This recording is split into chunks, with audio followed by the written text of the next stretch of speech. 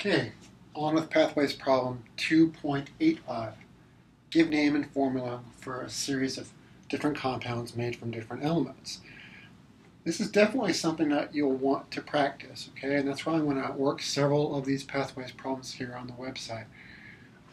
You may not face a problem exactly like this on an exam or a homework problem, but you are going to need to know how to do this. It won't be immediately obvious why until you get to that problem, but basically, the problem might ask you, a characteristic of a compound made from, barium and sulfur, and they're just going to give you the name in the problem and expect that you can write the formula correctly. So because of that, you really need to work and master this skill of nomenclature and writing formulas, okay? Sometimes it's easy, sometimes it's harder. I think when you get the hang of it, and you understand how to make the charges balance and so on and so forth, it works a lot easier for you. So let's just kind of work some examples. There's also other videos up on this website for you to use, okay? So start with A, cesium and bromine. I'm going to make a compound from those elements. Now when I'm looking at this, the first thing that I want to think about when writing a formula and a name is what category, what type of compound am I dealing with? Is this ionic? Is it covalent? Is it involving transition metals? What do I got here? So to answer that, I just look at the elements, okay, and where they're at on the periodic table. So I've got cesium, and I've got bromine and compound A here. Now this is pretty fortunate. I've kind of already recognized that in my mind because I recognize cesium as a metal. It's a group 1A metal down there at the bottom, in the bottom left corner of the periodic table. And then we've got the bromine, which is, of course, element Br. That's a halogen. That's over on the other side in group 7A. Okay, it's below chlorine on the periodic table. So I've got a metal and a nonmetal. And I know from experience that metals and nonmetals react to form ionic compounds where the particles are charged. Full charges is the model for that. Okay, now, because cesium is in group 1, tends to like to form +1 ions. So I write the elemental symbol +1 behind it. Now, on the other hand, bromine likes to form the anions, and since it's a halogen, it tends to form -1. So I've got a situation where I've got a cation, cesium +1, bromine -1. I can easily make those two balance just by combining them in a 1-to-1 fashion, or 1-to-1 ratio. Okay, if I do that, I can write CSBr. +1 cancels out the -1. Remember, you have to make the charges balance when you're writing the formula. It's easy to do here, okay? Now the next thing that I need to do is to give that compound a name. For ionic compounds, typically what you do is you start by writing the root name of the cation. Here that's cesium. If it was sodium, it would be sodium, potassium, so on. Just write the root element name. And then you write the anion name using the IDE ending to denote the anion. So instead of calling it cesium bromine, if I just use the element names, that says cesium bromine, okay? That's not what we do. Instead, we change the end of the anion name and we use the IDE ending, okay? So we call this cesium bromide. And if I said to one of my students, oh, we need to go order some cesium bromide, this would be the compound that I'm talking about, and we could look that up in a chemical supply house and get some for use in lab if we need that. Okay, so simple enough. Let's try another one. In question B, we want to make a compound from sulfur and barium. So we go through the same exact process. Okay. Now they're trying to confuse us a little bit here, I think, because they've reversed the order of the anion and the cation, the metal and the nonmetal. However, we fundamentally still have the same type of chemical compound. We've got barium. Barium's a group 2A element. It's a metal. And we're going to combine that with sulfur. Sulfur's over on the right side of the periodic table. It's one of our nonmetals. Okay, it's right next to chlorine, between chlorine and phosphorus on the periodic periodic table. So how are we going to deal with this? Well, we've identified it already as metal and nonmetal. That makes an ionic compound. And in the ionic compounds, remember, what's important are the charges.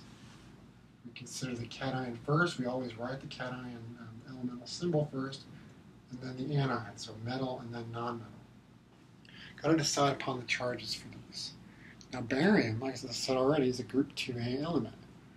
Group 2A elements like to form 2+ cations, because what they tend to do is to lose 2 electrons to become isoelectronic with the nearest noble gas. Now for barium, if you lose 2 electrons, it would have 54 electrons.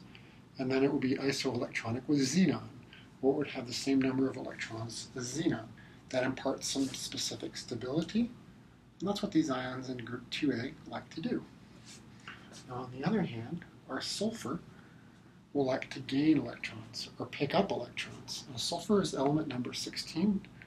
If it picks up 2 electrons, it will have 18 electrons. It will be isoelectronic with its nearest noble gas, which is argon.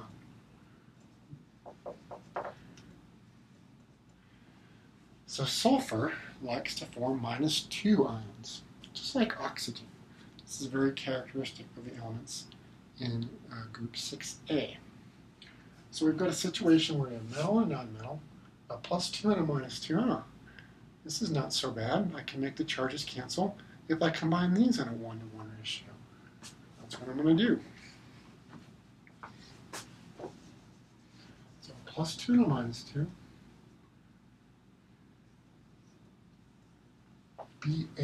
BAS.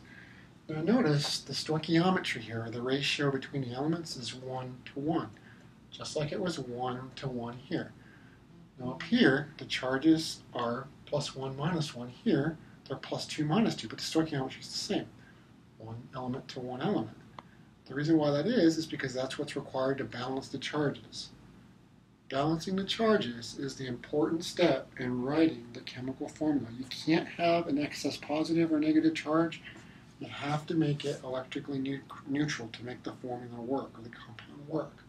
So that's what we're doing here. Okay, we're just figuring out how many copies of each one we need to make the formula work.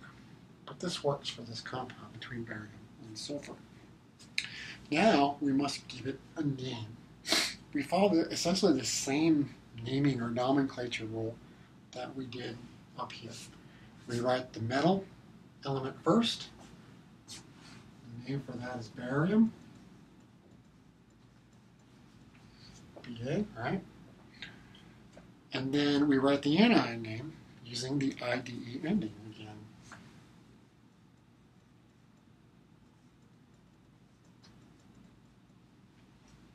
We'd call this barium sulfide. Here it's SULFIDE. Sometimes you might see it SULPHIDE. It's kind of an alternate spelling internationally, okay? But nonetheless, this is barium sulfide with the IDE ending, so that's very consistent. Lastly, we want to determine what the formula and name is for a compound made from calcium and fluorine. Go through the same exact process, right? Same thought process. What kind of compound am I dealing with? Calcium is a group 2A metal. It's a metal. Fluorine, of course, is one of our nonmetals. It's over on the right, top right corner of the periodic table. So we have a metal, nonmetal. We know our metals and nonmetals react to make these ionic compounds. Go through the same exact process. Write the element symbol, figure out what ions they're going to form. Because calcium is a group 2A metal, it likes to form 2+ ions by losing 2 electrons. Calcium loses 2 electrons. It will have 18 electrons, just like argon, the nearest noble gas.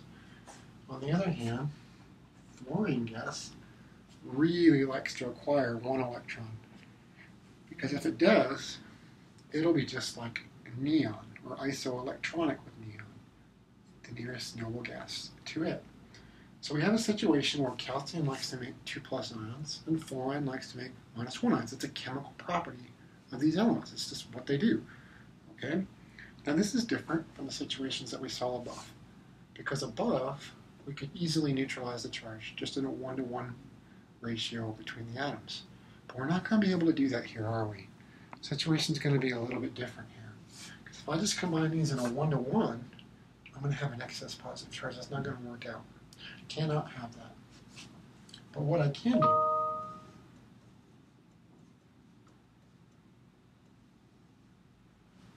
is combine these in a 1-to-2 ratio.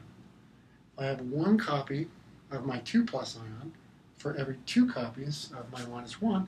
It works out. Got plus 2 total, minus 2 total. All right? So in that case, my ion charges work. I'm charge balanced. And I have an acceptable formula. So this one's a little bit different. But I still have an ionic compound made from a cation, positively charged ion, here that's calcium, and an anion, here that's fluorine, that's our negatively charged ion. Got to give this a name, follow the standard for ionic compounds. You begin by writing the element that makes up your cation, that's calcium. You finish the name with the element that makes up your anion using the IDE ending.